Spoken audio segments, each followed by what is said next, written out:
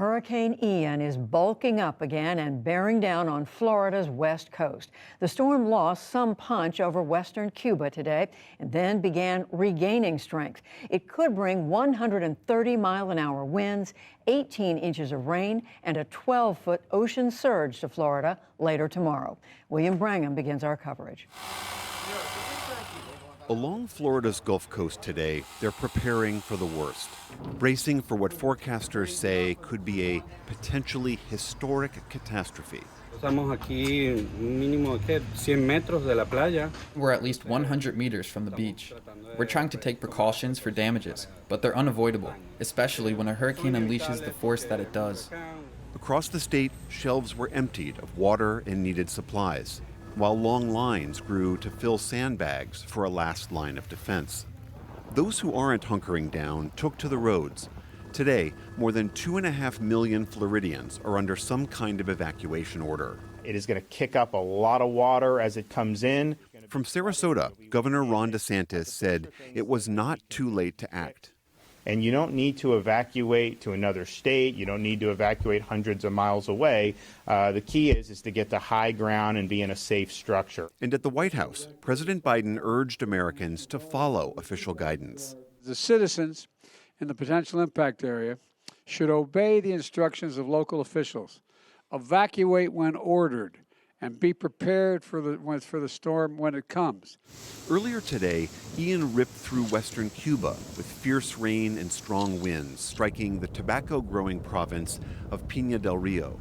It's forced tens of thousands to evacuate and cut power to over 1 million more. Others chose to stay put and ride out the heavy conditions. Yes, I am worried, but work is work, and I'm a security guard, so I need to go to work whether there's lightning, thunder, or rain.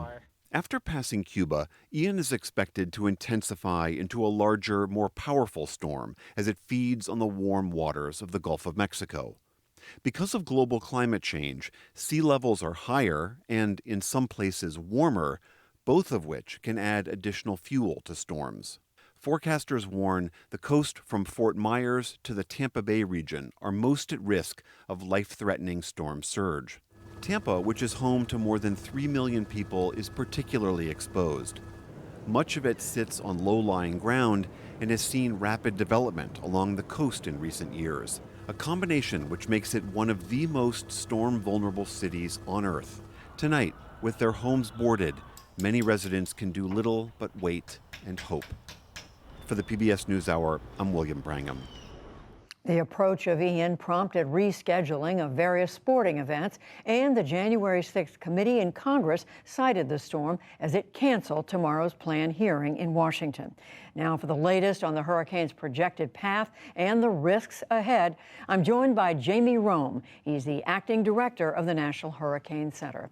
Jamie Rome, welcome to the NewsHour. So tell us right now, what is the location, the latest information you have on the location of this storm and its trajectory as you see it?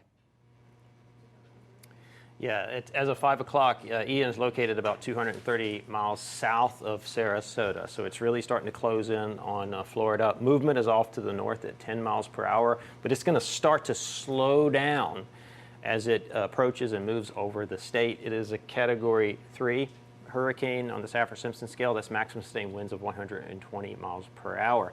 And unfortunately, it's looking like a multi-hazard event is going to unfold as this relatively large hurricane sweeps across the Florida peninsula.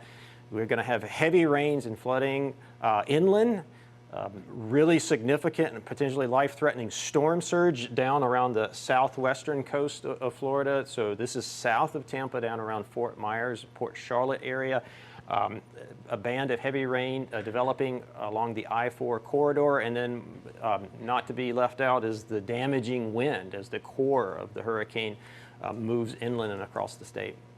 And so when you say multi-hazard catastrophe, what does that mean for the people who live in Florida? Who should be thinking about evacuating?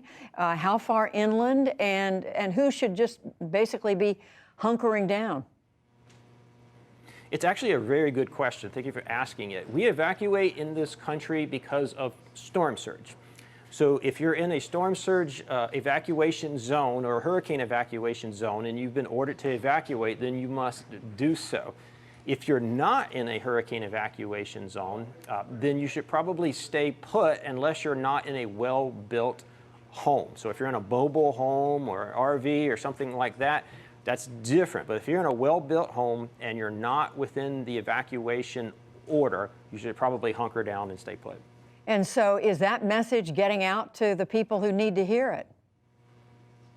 I actually think so. The lead time on this particular system was really historic. I've been here for 23 years, and I was really just struck by the fact that we were able to predict a major hurricane days in advance. Developing over the Northwest Caribbean and then moving into the eastern Gulf of Mexico, I can remember a time when that forecast would not have been possible. So I really think that people have been hearing the message and taking action. And when we just heard in that report from my colleague William Brangham about the Tampa area being particularly vulnerable, what is it about that part of Florida that makes it so vulnerable? It's actually the entire west coast of Florida. Everyone likes to focus on Tampa, but it's the entire west coast of Florida. And owing to how this system is going to come inland, we think the peak surge is going to be somewhere down here, maybe closer to the Fort Myers area versus Tampa. But Tampa is going to get the heavy rain shield, so the heavy precipitation and flooding from heavy rains.